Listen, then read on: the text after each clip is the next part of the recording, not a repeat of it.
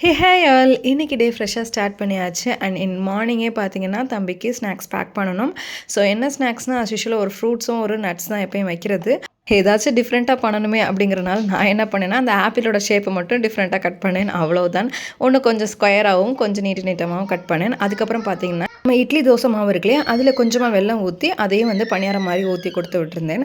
So அவனை அனுப்பிச்சி விட்டுட்டு மார்னிங் பிரேக்ஃபாஸ்ட் பார்த்திங்கன்னா கருவேப்பிலை சட்னி தான். நிறைய கருவேப்பிலை கொத்தமல்லிலாம் ஃப்ரெஷ்ஷாக இருந்தது. ஸோ அதெல்லாம் போட்டு ஒரு சட்னி மாதிரி அரைச்சி தோசைக்கு சாப்பிட்டு முடிச்சுட்டு அதுக்கப்புறம் எனக்கு ஒரு வால் ஹேங்கிங் ஆர்டர் ஃபினிஷ் பண்ணியிருந்தேன். அதை ஃபோட்டோஷூட் எடுத்து கஸ்டமருக்கு சென்ட் பண்ணி விட்டாச்சு. நெக்ஸ்ட் லஞ்சுக்கு கொஞ்சமாக ஈரல் வாங்கி நிறைய சின்ன வெங்காயம் ஒரு அரை தக்காளி போட்டு நிறையா மஞ்சள் சீரகம் மிளகுத்தூள் இதெல்லாம் போட்டு நல்லா ஒரு ஃப்ரை மாதிரி அம்மா பண்ணியிருந்தாங்க. அதுக்கப்புறம் குழம்பு மட்டன் குழம்பு தான், தேங்காய் அரைச்சி ஊற்றி வச்சுருந்தாங்க. ஹோட்டல் ஸ்டைலில் சூப்பராக இருந்துச்சு. இட்லி தோசை சாப்பாடு எல்லாத்துக்குமே சூப்பராக இருக்கும். இன்னைக்கு லஞ்ச் பார்த்தீங்கன்னா ஒரு மட்டன் குழம்பு பெப்பர் ஃப்ரை எக் வச்சு சாப்பிட்டு முடிச்சாச்சு. நெக்ஸ்ட் வீடியோவில் பார்க்கலாம். பாய்.